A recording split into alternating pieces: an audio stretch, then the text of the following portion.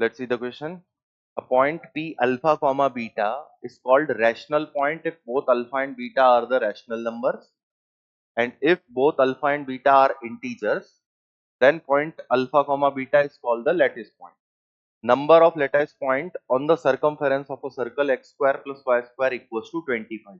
तो बेसिकली इस सर्कल पर आने वाले जितने भी x और y के इंटीग्रल कोऑर्डिनेट हैं वो हमें पता करने हैं कि वो कितने बनेंगे। तो क्वेश्चन में सर्कल की एक तो जनरल इक्वेशन दिख रही है, उसका यूज होगा, जनरल इक्वेशन ऑफ सर्कल, और दूसरा हमारे पास में थोड़ा सा बेसिक मैथ्स का क्राइटेरिया बनता है, इंटीग्रल पॉइंट निकालने के लिए हमें क्या क्या रिक्वायर्ड है। तो बेसिकली यहाँ पे देखिए, सर्कल की जो इक्वेशन है उसको मैं एक्स और वाई के इंटीग्रल कोऑर्डिनेट के लिए ब्रेक करता हूं। For x and y belongs to R कितने नंबर ऑफ पॉइंट इस सर्कल पर लाए करेंगे, तो मैंने इसको ब्रेकेज कर दिया ऐसा, x square is equals to 25 minus y square. अब नंबर ऑफ इंटीग्रल पॉइंट का मेरे को पता करना है, एक्स की value plus minus under root of 25 minus y square. अब यहाँ पे देखिए, जब तक ये रूट से फ्री नहीं होगा तब तक इंटीजर नहीं बनेगा। तो मुझे क्या सर्च आउट करना है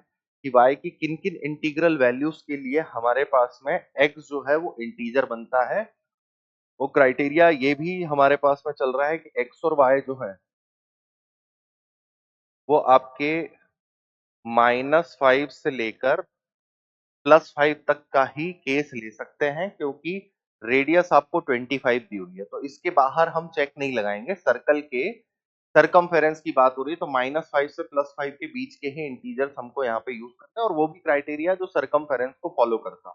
अब देखिए, कुछ तो बहुत बेसिक है, जैसे मैं यहाँ पे बोलता हूँ y 0 है, तो y के 0 होने के रीजन से x की वैल्यू बन जाएगी आपके पास में +-5। ये वो जगह है जहां पर एक्स एक्सिस के इंटरसेप्ट हमें ऑब्टेन हो रहे हैं। इसी बात को अगर पलट देते हैं, y अगर 5 है या 5 की जाए +-5 है, दोनों ले सकते हैं, तो x की वैल्यूज जो है वो हमें 0 मिल जाएगी। तो ये तो कुछ डायरेक्ट पॉइंट हो गए। इसके अलावा अब मुझे ऐसे y सपोज करने हैं जिससे ये वाली क्वांटिटी परफेक्ट स्क्वायर में ब्रेक होती हो। तो हम एक कम करके देखते हैं।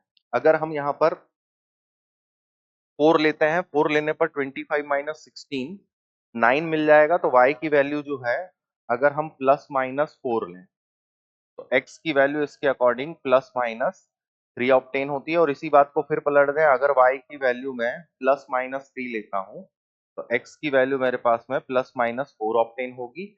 इसके पीछे जाने पर, जैसे अगर मैं 2 ले लूं, 1 ले लूं, तो परफेक्ट स्क्वायर क्वांटिटी रूट के अंदर जनरेट नहीं होती, तो number of integral points obtain नहीं होंगे। तो यहाँ से चेक लगाते हैं ये कितने पॉइंट हैं, तो ये 2 पॉइंट हैं प्लस माइनस साइन के अकॉर्डिंग। यहाँ पर देखें तो ये 2 पॉइंट है प्लस माइनस साइन के अकॉर्डिंग। यहाँ पर देखें तो हर पॉसिबल कॉम्बिनेशन में 4 पॉइंट्स बनते हैं,